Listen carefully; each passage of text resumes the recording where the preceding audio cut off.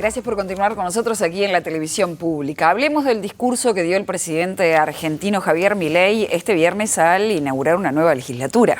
Había expectativa en lo previo y después de lo que dijo el presidente también bastantes repercusiones. Algunos lo califican de histórico incluso, cuando fue repartido palo parejo allí a la casta, como le dice él. A la casta con la que salía después, ¿no? Con la que ahora tiene que negociar, claro. Además. Muy bien, Mauricio Rabuffetti, un gusto recibirte. ¿Todo bien? Bien, críticas a domicilio. ¿Qué deja ese Claro, discurso? algo así, ¿no?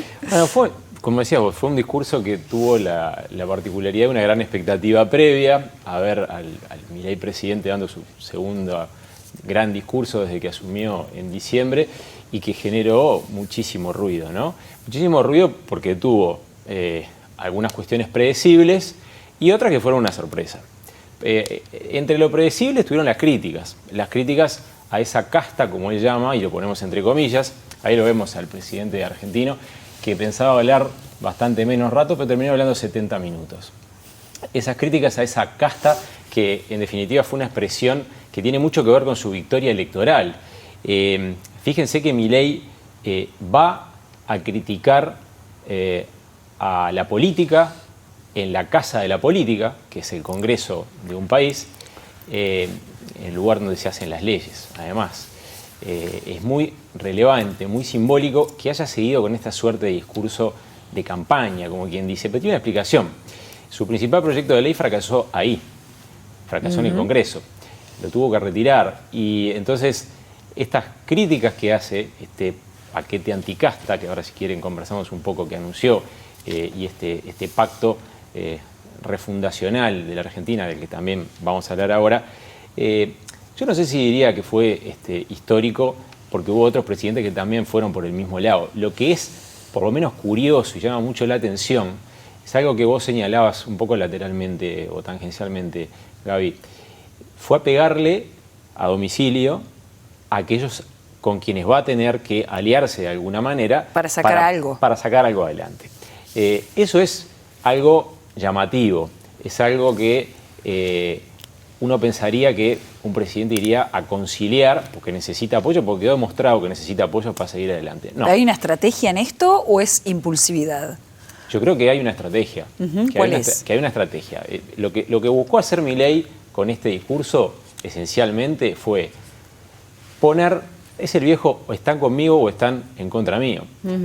Eso es bastante común en la política. Yo quiero que les mostremos, antes de seguir con esta parte del análisis, un fragmento que tenemos elegido del discurso de Javier Milei para poder explicarles en qué consistió la estrategia del presidente argentino al pronunciar estas palabras en el Congreso el viernes pasado.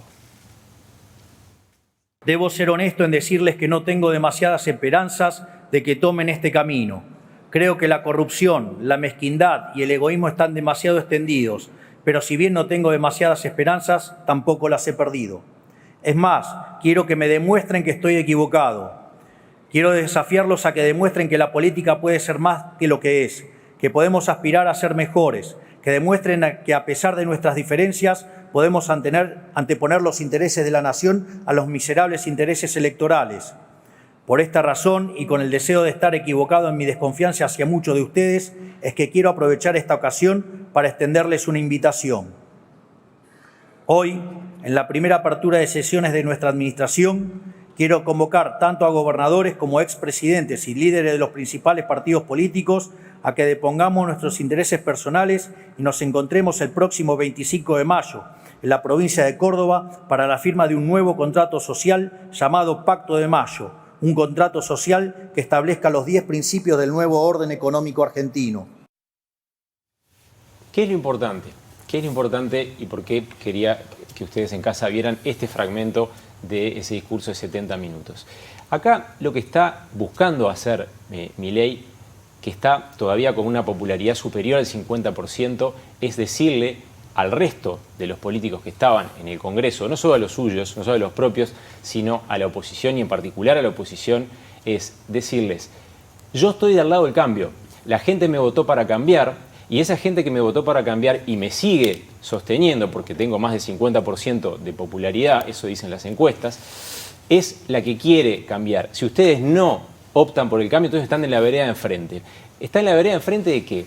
en la vereda enfrente del statu quo que él asocia con decadencia. Y tenemos, mientras seguimos el análisis, un gráfico que yo les quiero mostrar, que quiero hacer correr en pantalla sobre la evolución del PIB per cápita de Argentina durante los últimos años. Fíjense, Argentina era uno de los países con los 10 PIB per cápita más altos del mundo. Miren lo que es a partir sobre todo de 1940. Mientras sigue corriendo ese gráfico, y ahí Argentina empieza a caer brutalmente en ese ranking, ¿qué es lo que busca Milei entonces? Generar la idea de que quiere crear, refundar Argentina. Él habla de hecho de un pacto fundacional para crear una Argentina liberal. Ese pacto de mayo, previo a lo cual presentó ese paquete anticasta que tiene un montón de medidas que le cortan privilegios al sistema político. Fíjense, 2002-2003, ¿a dónde está Argentina? Mientras seguimos hablando en PIB per cápita, muy abajo para ser verdaderamente el granero del mundo y el país riquísimo que todos sabemos que Argentina es.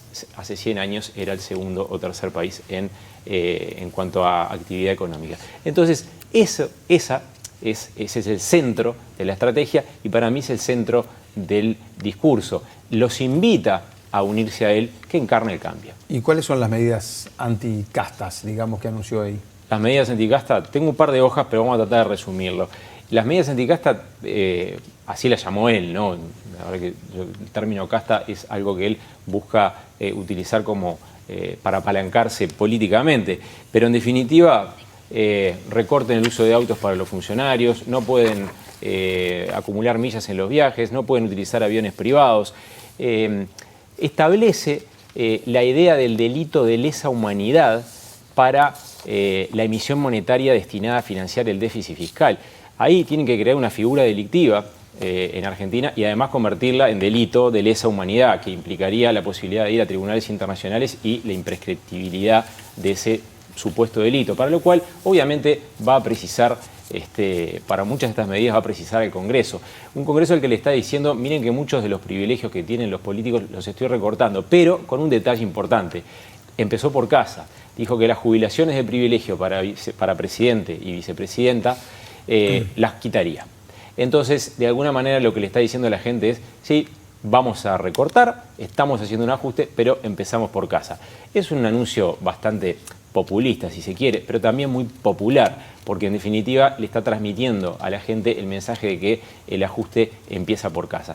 Habrá que ver si la gente sigue soportando, en la medida que lo está haciendo, el ajuste que es draconiano.